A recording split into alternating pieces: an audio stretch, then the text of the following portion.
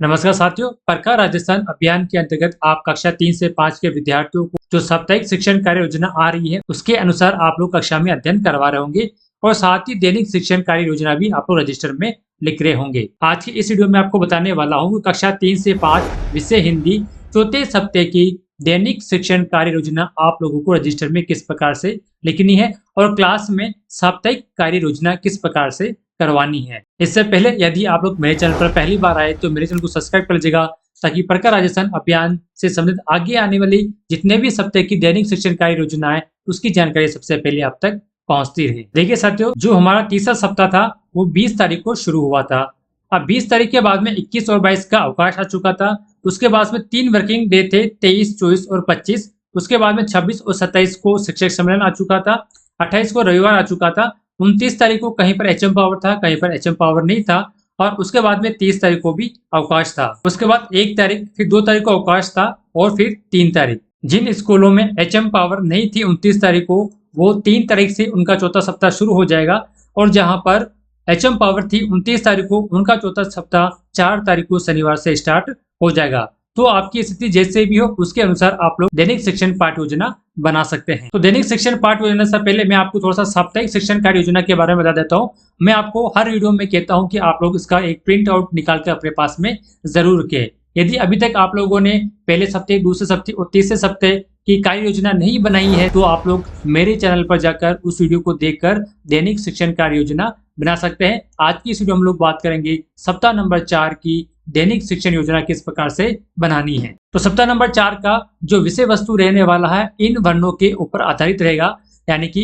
ई, ए, ये, द, ख, थ, डे, टे और ए। ये वर्ण हमको काम में लेना है और मात्रा हमको यूज में लेनी है, बड़ाओं की मात्रा और छोटे की मात्रा। तो सबसे पहले दिन आपको कार्य करना है, पुनरावृत्ति का कार्य करना। अभी तक आप लोगों ने जितने भी सप्ताह का शिक्षण कार्य करवाया है उन सभी को वापस से बच्चों के सामने रिपीट करवाना है। उसके बाद मौखिक भाषा विकास के अंतर्गत समूह ए और बी में आप लोगों को कुछ गतिविधि करवानी है, जैसे कि आप लोगों को विद्यार्थियों को उनके परिवेश से संबंधित चर्चा करनी है और बच्चों के घर के आसपास की चीजों के बारे में चर्चा करनी है, उनसे बातचीत करनी है, उनसे सवाल जवाब आप लोगों को करना है। उनकी विद्यार्थियों की दिनचर्या पर आपको चर्चा करनी है, जैसे कि बच्चों आज आपने क्या खाया, कितने बजे उठे, आप लोगों ने क्या क्या कार्य किया, इस प्रकार की चर्चा आप लोगों को करनी है। इसके लिए आप लोग सहायक सामग्री के रूप में कक्षा 1 और 2 की गतिविधि कार्ड नंबर 10, 11 और 22 काम में ले सकते हैं। उसके बाद डी कोडिंग यानी कि ध्वनि प्रतीक संयोजन के अंतर्गत आप लोगों को समूह ए के विद्यार्थियों को ई, ए, ये, द, ख, थ, डे, टे, ए और मात्रा बड़ा ऊ और छोटे ई की पहचान आप लोगों को करवानी है। इसके लिए आप लोग बोर्ड की सहायता ले सकते हैं और एबेल किट की भी सहायता ले सकते हैं। वर्ण पहचान से संबंधित आपको क्या खेल करवाना है, गोले से लक्षित वर्ण खोजना और बोलना, ये गतिविधि आप लोगों को कक्षा में करवानी है। सप्ताह के लक्षित वर्ण मात्राओं के संयोजन से आप लोगों को अभ्यास करवाना है, जैसे कि डू, टी और आदि।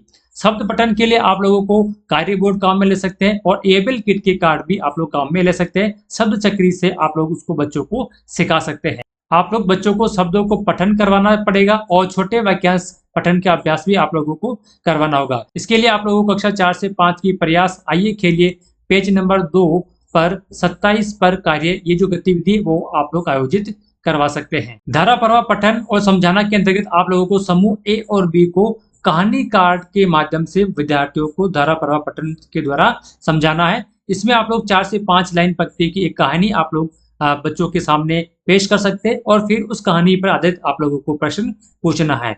आप लोगों को दोनों समूह के विद्यार्थियों को जोड़ों में पठन करवाना है और बच्चों से आपस में चर्चा करवानी है कि उन्होंने क्या पढ़ा है, क्या अच्छा लगा है, कहानी किस बारे में थी और इस प्रकार के आदि प्रश्न आप लोगों को विद्यार्थियों से पूछना है। इसके लिए आप कक्षा 1 और 2 गतिविधि कार्ड 29 और 32 काम में ले सकते हैं। और सबसे लास्ट में आप लोगों को विद्यार्थियों को लेखन कार्य करवाना है। समूह ए और बी दोनों को ही लेखन कार्य करवाना है। इसके अंतर्गत आप लोग सीखे गए वर्ण, अभी तक जो आपने इस सप्ताह में जितने भी वर्ण सीखे गए हैं विद्यार्थी, इनसे बनने वाले शब्दों का श्रुति लेख आप लोगों को करवाना है। सीखे गए वर्णों, मात्राओं से बनने वाले वाक्यों, 2 और 3 शब्दों वाले वाक्य को आप लोगों को लेखन करवाना है। उनकी कॉपी में आप लोगों को लिखवाना और पढ़वाना है। तो इस प्रकार से आप लोग चौथे सप्ताह की क्रियाविधि को कक्ष में करवानी है। तो ये तो बात हो गई आप लोगों को यहाँ पर साप्ताहिक शिक्षण कार्य योजना की। अब इसी साप्ताहिक शिक्षण कार्य योजना को आप लोगों को 6 दिन की दैनिक शिक्षण कार्य योजना किस प्रकार से बनानी है वो मैं आप लोगों को बता देता हूँ। तो सबसे पहले नए पेज पे आप लोग सप्ताह नंबर 4 लिख दीजिएगा, विषय लिख दीजिए और कक्षा लिख दीजिएगा और विषय वस्तु आप लोगों को लिख देनी है। उसके बाद जो साप्ताहिक शीर्षक रहेगा हमारा वर्ण एवं मात्राओं से भाषा का विकास, ये आप लोग ऊपर हेडिंग के रूप में लिख सकते हैं। उसके बाद पहले दिन में आप लोगों को पुनरावृत्ति करवानी है जिसका टॉपिक का नाम रहेगा दोहराओ और याद करो। तारीख आपको लिख देनी है, चौथा सप्ताह 3 तारीख से शुरू हो रहा तो 3 लिख देनी है और 4 से शुरू हो रहा तो 4 तारीख से शुरू कर देना है। दोहराओ और याद करो यानी पुनरावृत्ति का जो हमारा उद्देश्य रहेगा पूर्व में सीखे गए वर्णों और मात्राओं को मजबूत करना, विद्यार्थियों की स्मृति और उच्चारण क्षमता को विकसित करना।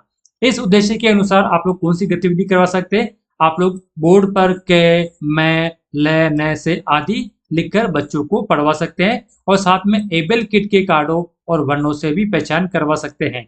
एक आपको खेल खिलवाना है, गोले से लक्षित वर्ण खोजो, जैसे कि ले को ढूंढो और बोलो।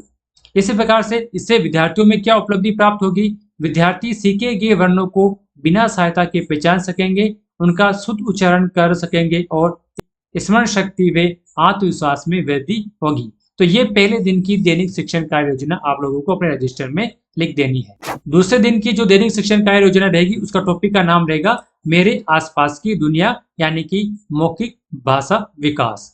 अब इसका जो उद्देश्य है बच्चों में बोलने की आदत विकसित करना, शब्द भंडार को बढ़ाना और दैनिक जीवन की वस्तुओं से जोड़ना।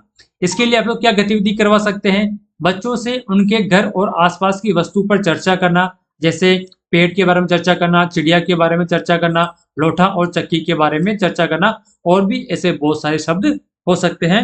आप लोग विद्यार्थियों के दैनिक दिनचर्या पर प्रश्न पूछ सकते हैं, जैसे आज आप कितनी बजे उठे, नाश्ते में क्या क्या खाया, घर से स्कूल आने तक आप लोगों ने कौन कौन सी गतिविधियां की। इस प्रकार के सामान्य क्वेश्चन आप लोग विद्यार्थियों से पूछ सकते हैं और जो बच्चे झिझकते हैं उन्हें विशेष रूप से आप लोगों को प्रोत्साहन देना है।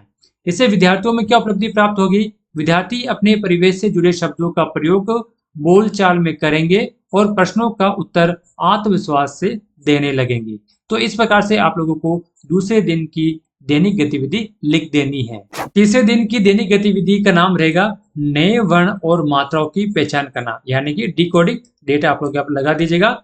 इसका जो उद्देश्य रहेगा नए वर्ण ई, ए, ये, द, ख, थ, डे, टे, ए और जो मात्रा है बड़ा ऊ की मात्रा और छोटे की मात्रा की पहचान करवाना और उन्हें शब्द निर्माण में प्रयोग करना।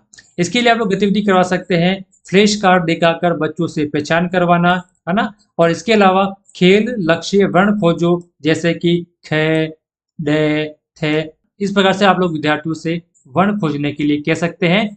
बोर्ड पर वर्णों से बने शब्दों को लिखना, ध्वनियों को जोड़ना, जैसे कि थी, खी, डू, यानी कि जो मात्रा वाले शब्द है बड़ा ऊ की मात्रा और छोटा ई की जो मात्रा है उससे संबंधित शब्द आप लोगों को बोर्ड पर लिखना है और बच्चों से उनको बुलवाना है। इससे हमें उपलब्धि क्या प्राप्त होगी, विद्यार्थी नए वर्ण और मात्राओं को सही पहचान कर सकेंगे और उनसे बने शब्दों को पढ़ने और बोलने में सक्षम होंगे।